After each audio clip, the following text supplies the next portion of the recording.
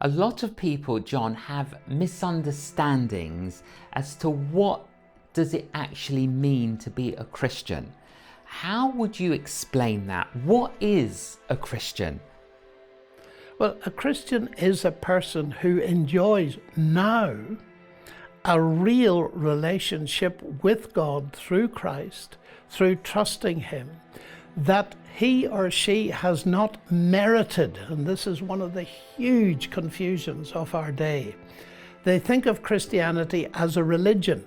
And if you ask them what is a religion, they'll say a religion is a path, you try and follow it, and you hope that when you get to the judgment, you'll have done enough for God to accept you. That's religion. Well, if it is religion, that's not Christianity. Christianity turns that on its head. It's utterly revolutionary because it tells me that I can't make it that way.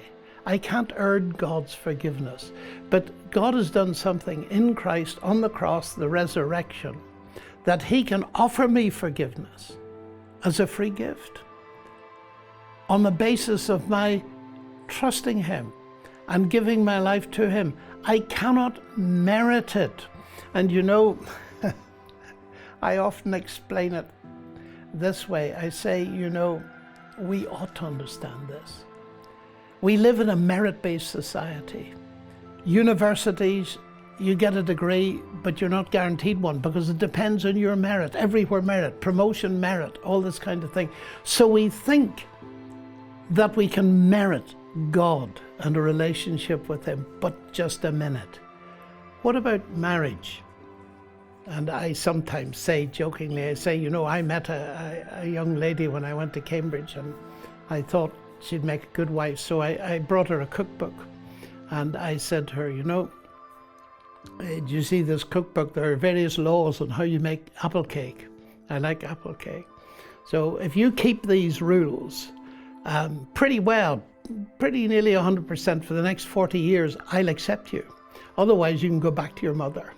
And you know, audiences roar at this. Of course. They absolutely roar. And I say, why are you laughing?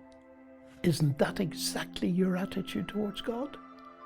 You wouldn't insult a fellow human being by telling them that your acceptance of them depends on their performance. But that's exactly what you're basing a relationship with God on.